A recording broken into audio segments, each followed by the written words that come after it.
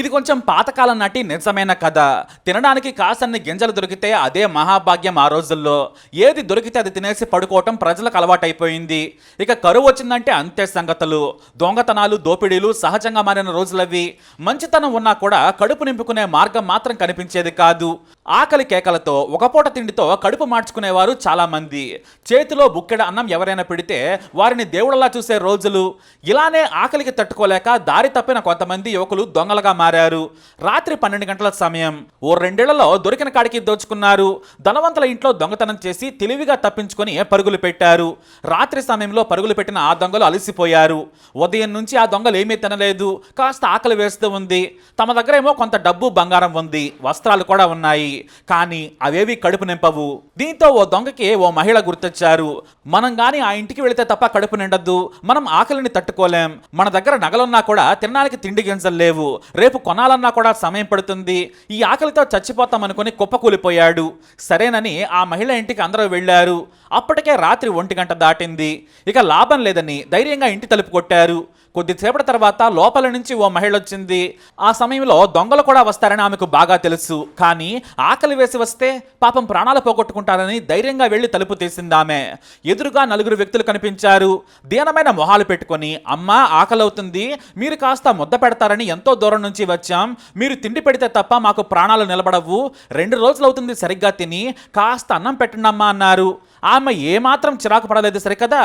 రండి బాబు, అలా కాళ్ళు కడుక్కొని మంచినీళ్లు తాగండి, భోజనం సిద్ధం చేసేస్తానని చెప్పింది. బంధువులు వచ్చిన ఆ రోజుల్లో అన్నం పెట్టాలంటే ఆలోచించే పరిస్థితి. ఏదో కాస్త ఉన్నవారికి తప్ప 170% మందికి సరైన భోజనం కూడా దొరికేది కాదు. కానీ ఆ తల్లి ఏమాత్రం చిరాకు పడకుండా అప్పటికప్పుడు వంట చేసేసింది. ఆ 4 దొంగలకు ఆమె విస్తర వేసి వడ్డించారు. సుష్టిగా భోజనం చేసిన తర్వాత సరాసరి వెళ్ళి ఆ మహిళ కాళ్ళ మీద పడిపోయారు ఆ 4 దొంగలు. అమ్మ, మేము దొంగలం, మమ్మల్ని చూసి మీరు భయపడతారనుకున్నాం, కానీ మా ఆకలి తీర్చారు. అసలు మేమెవరో కూడా మీరు అడగలేదు. అమ్మ కూడా ఈ సమయంలో అన్నం పెట్టమంటే పెట్టదు.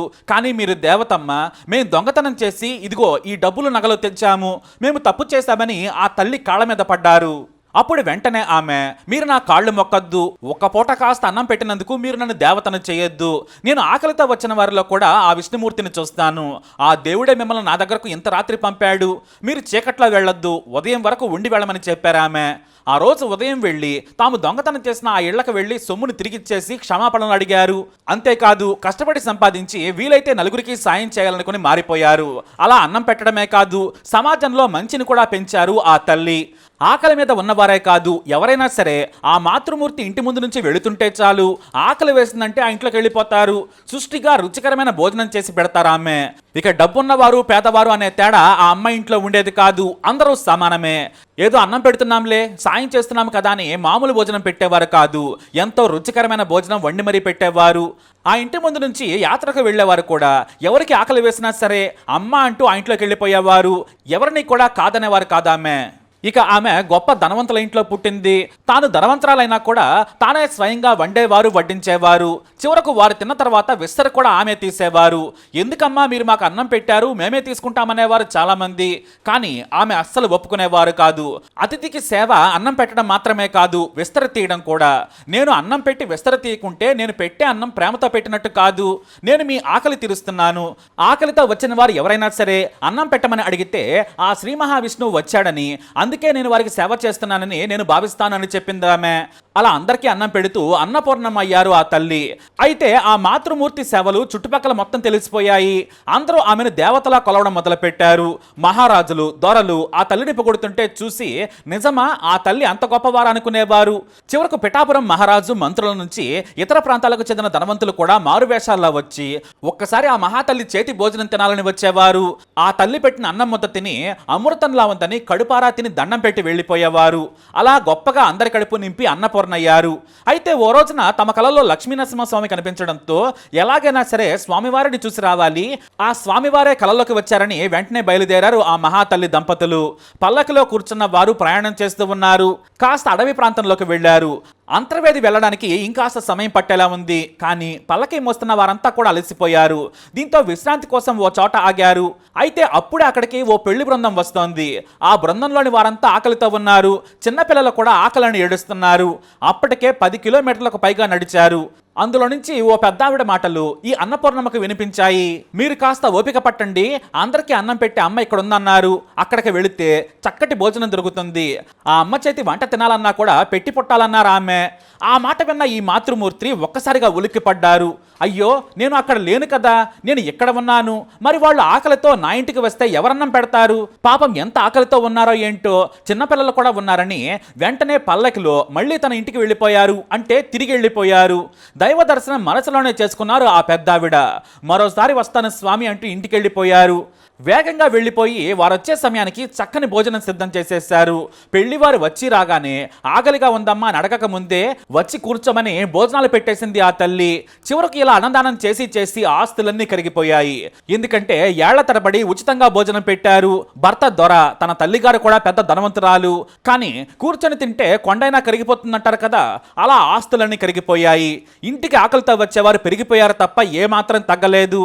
ఆకలితో దారిన వెళ్లే వారందరికీ కూడా ఆ అమ్మ చేతి వంట అమృతం. ఆకలి తీర్చడమే కాదు, ఆ దేవతను ఒకసారి చూడాలన్నట్లుగా వచ్చేవారు ఎంతో మంది. తన ఇంటి ముందు నుంచి ఎవరు ఆకలితో వెళ్ళకూడదనేది ఆ మాతృమూర్తి భావన. కానీ ఆస్తులన్నీ కరిగిపోయాయి. పల్లకిలు మోసే బోయలు లేరు. ఇల్లు సంపాదించుకున్న గొప్ప పేరు మాత్రమే ఉన్నాయి. భర్త తమ దగ్గర ఏమీ లేవని నిట్టూర్చారు. అంటే ఇంట్లో ఏమీ లేవని చెప్పేశారు. అయితే ఇంట్లో ఆ రోజు పడుకోగానే ఏదో అలికిడైంది. ఏదో ఓ శబ్దంలా వచ్చింది. ఆ శబ్దం వచ్చిన చోట గొయ్యి తవ్వారు ఆ మాతృమూర్తి. అలా గొయ్యి తవ్వుతూ ఉండగా కంగుమని ఓ శబ్దం వచ్చింది. ఏంటా అని చూస్తే లంకె బిందెలు కనిపించాయి. వాటిని విప్పి చూడగా 2 బిందెల నిండా తళతళ మెరుస్తున్న ఆ బంగారం చూసి వారు సంతోషించారు. అయితే ఆమె మనసులో ఒకటే మాట అనుకున్నారు, హమ్మయ్య, కొన్నేళ్ల పాటు మళ్ళీ ఆకలి తీర్చేందుకు ఆ విష్ణువే దారి చూపాడని మళ్ళీ గొప్పగా అన్నదానం మొదలు పెట్టారామె. ఇంతటి గొప్ప మాతృమూర్తి తమకంటూ తమవారికంటూ రూపాయి మిగల్చకుండా దానం చేసిన ఆ గొప్ప తల్లి మరెవరో కాదు, డొక్కా సీతమ్మ గారు. ఆమె ఖ్యాతి నాడు బ్రిటిష్ వారికి కూడా తెలిసి భూమిపై ఇలాంటి వారున్నారా, ఇంతటి సేవ చేస్తున్న డొక్కా సీతమ్మను కలవాలి అనుకున్నారు. కానీ ఆహ్వానం పంపినా కూడా ఆమె రానన్నారు. అయినా సరే ఆ బ్రిటిష్ రాజు మాత్రం వదిలిపెట్టలేదు. ఆమె ఫోటోని తెప్పించుకొని ఆమె ఫోటో పక్కనే పెట్టుకొని పట్టాభిషేకం చేయించుకున్నారు. ఎందుకంటే తన పట్టాభిషేకానికి మీరు రావాలని రాజు ఆహ్వానించినా కూడా ఆమె తిరస్కరించారు. నేను వస్తే నా కోసం వచ్చేవారికి అన్నం ఎవరు పెడతారని ఆమె తిరస్కరించారు. అంతటి కీర్తి డొక్కా సీతమ్మ సొంతం. అంతేకాదు బ్రిటిష్ రాజు 7వ ఎడ్వర్డ్ డొక్కా సీతమ్మ సేవను గుర్తించి పొగిడారు. 1903లో నాటి బ్రిటిష్ రాజు నుంచి వచ్చిన ప్రశంసా పత్రం నేటికి ఉంది. అయితే ఆమె కీర్తి కోసం కానీ నలుగురి మెప్పు కోసం కానీ ఏనాడు సేవ చేయలేదు. అన్నార్తుల ఆకలి తీర్చి ఎన్నో కుటుంబాల ప్రాణాలు కాపాడారామె. ఆకలితో అలమటించే వారికి దేవతయ్యారు. ఆస్తులు మొత్తం పోయినా కూడా ఆమెకు దేవుడే సాయం చేశాడు. నీ సేవకు మా చిన్ని సాయం అంటూ బంగారం రూపంలో ఆకలి తీర్చావమ్మా అంటూ చేయందించాడు. అయితే రాజు పట్టాభిషేక మహోత్సవానికి ముఖ్య అతిథిగా రమ్మని ఆహ్వాన పత్రాన్ని పంపించారు. కానీ డొక్కా సీతమ్మ మాత్రం రాలేదు. కనీసం ఆమె చిత్రపటాన్నైనా పంపించమన్నారు. అందుకోసం కలెక్టర్ను ఆదేశించారు. ఇక తూర్పుగోదావరి జిల్లా కలెక్టర్ ఆమె దగ్గరకు ఓ ఫోటోగ్రాఫర్ని తీసుకెళ్లారు. చక్రవర్తి గారి ఆకాంక్షను తెలియజేశారు. ఆమె దగ్గరకు వెళ్ళి, అమ్మ మీరైనా రావాలి, మీరు రాకపోతే మీ ఫోటో అయినా కావాల్సిందేనని కలెక్టర్ గారు పట్టుబట్టారు. ఎందుకంటే మీరు రాకపోతే నా ఉద్యోగం పోతుంది కాబట్టి ఫోటో అయినా ఇవ్వమని అడిగారు. ఆ కలెక్టర్కి కూడా ఆమె అన్నం పెట్టి ఆ తర్వాత ఫోటో ఇచ్చి పంపారు. ఇంతటి పేరు తెచ్చుకున్న డొక్కా సీతమ్మ విగ్రహం తూర్పుగోదావరి జిల్లాలో నేటికి మనకు కనిపిస్తూ ఉంటుంది. మండపేటలోని భవానీ శంకరం నరసమ్మల కూతురు డొక్కా సీతమ్మ 1841లో పుట్టింది. అయితే ఆ రోజుల్లో పి గన్నవరం మండలం ప్రాంతంలో ధనవంతుడిగా పేరున్న డొక్కా జోగన్న వారింటికి వచ్చారు. ఇక అతిథులకు ఆతిథ్యం ఇవ్వడంలో వారి తర్వాత ఎవరైనా. ఇక సీతమ్మ చిన్నప్పటి నుంచి కూడా సేవాగుణంలో మంచి పేరున్నవారు. అతి చిన్న వయసులోనే వారి మంచి మర్యాద ఆతిథ్యానికి మెచ్చిన జోగన్న సీతమ్మను పెళ్లి చేసుకుంటానని చెప్పారు. 1850లో సీతమ్మ జోగన్నలకు పెళ్లయింది. అలా లంకల గన్నవరం ప్రాంతానికి వచ్చిన సీతమ్మ అన్నపూర్ణగా పేరు తెచ్చుకున్నారు. ఇక భర్త కూడా ఎంతో ధనవంతులైనా కూడా ఆ డబ్బంతా కూడా అన్నం పెట్టడానికే ఖర్చు పెట్టారు. ఇక డొక్కా సీతమ్మ గారి గొప్పతనాన్ని తెలుసుకున్నారు పవన్ కళ్యాణ్. డొక్కా సీతమ్మ చేసిన సేవను గుర్తు తెచ్చుకొని ఎమోషనల్ అయ్యారు ఆయన. అంతేకాదు పవన్ కళ్యాణ్ స్వయంగా చొరవ తీసుకొని ప్రభుత్వ మధ్యాహ్న భోజన పథకానికి డొక్కా సీతమ్మ పేరు పెట్టారు. అంతటి సేవ చేసిన ఆమెకు మనం ఇచ్చే గౌరవం అన్నారు. ఇక డొక్కా సీతమ్మ గొప్పతనం గురించి గోదావరి జిల్లాలో చాలా మందికి తెలుసు. తరాలు మారినా కూడా ఆమె కీర్తి మాత్రం తగ్గలేదు. కానీ బయట ప్రాంతానికి డొక్కా సీతమ్మ గురించి తెలిసింది మాత్రం ప్రముఖ ప్రవచనకర్త చాగంటి కోటేశ్వరరావు ద్వారా. మంచితనం ఆకలి తీర్చడం మాత్రమే కాదు, భోజనం పెడితే అన్నం పెట్టిన యజమానే విస్తర కూడా తీసేస్తేనే పుణ్యఫలం వస్తుందని గొప్పగా చెప్పే సమయంలో ఆ మహాతల్లి డొక్కా సీతమ్మ గారి గురించి అందరికీ పలుమార్లు చెప్పారు. అలా చాగంటి వల్ల ఎక్కువగా ఆ గొప్ప తల్లి చరిత్ర మనందరికీ తెలిసింది. మరి డొక్కా సీతమ్మ గారి నిజ జీవిత చరిత్రపై మీ అభిప్రాయాన్ని కమెంట్ ద్వారా తెలియజేయండి. వీడియోని లైక్ చేయండి, షేర్ చేయండి, మా ఛానల్ని సబ్స్క్రైబ్ చేసుకోండి.